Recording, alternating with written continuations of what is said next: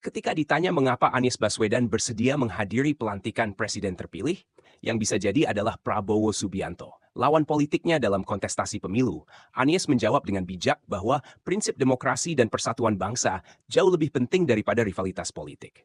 Anies menegaskan bahwa meskipun dalam kompetisi politik ada perbedaan pandangan, hal tersebut tidak boleh menjadi penghalang untuk menghormati hasil demokrasi yang merupakan cerminan dari kehendak rakyat. Kehadiran saya dalam pelantikan presiden terpilih, siapapun itu, termasuk Pak Prabowo, bukan tentang siapa menang atau kalah, melainkan tentang menghormati proses demokrasi yang kita jalani bersama.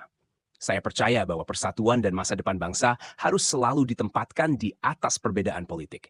Setelah pemilu selesai, tugas kita adalah bersatu kembali dan bersama-sama membangun Indonesia yang lebih baik, ujar Anies. Pagi ini kita akan ke gedung MPR, hadir pelantikan presiden. Kemudian kita ke Pak Muzani ya, Ketua MPR yang baru, mengontak kan lalu undangan dikirim, jadi insya Allah hari ini saya hadir. Ketika proses Pilpres itu selesai, kami menyaksikan banyak sekali intervensi pemerintah di dalam proses Pilpres. Karena itu kita mengadukan ke MK. Dan di MK kita tunjukkan bukti-buktinya. Lalu 3 dari 8 hakim MK menunjukkan pandangan yang sama dengan kami. Ini pertama kali dalam sejarah bahwa ada hakim-hakim MK yang menunjukkan bahwa ia memang betul terjadi.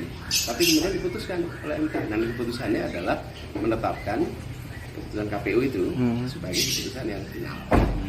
Saya ingin hidup bernegara, walaupun saya tidak setuju dengan keputusan MK, tapi saya mentaati sebagai bagian dari bernegara.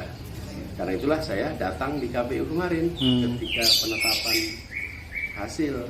penetapan hasil aja datang, apalagi pelantikan. Jadi catatan kami tentang peristiwa-peristiwa yang terjadi selama Pilpres itu tidak boleh dihilangkan. Itu harus jadi bahan untuk koreksi. Nah, dengan itu sebagai catatan, saya juga datang untuk menyampaikan pada semua, dalam bernegara kita harus menghormati keputusan-keputusan konstitusional. Dan ini adalah peristiwa konstitusional, kita hormati prosesnya. Ya. Pak Anies mengukir sejarah baru juga nih Pak. Ya, gini, belajar sejarah itu penting, mengetahui sejarah itu penting, tapi membuat sejarah itu jauh lebih penting.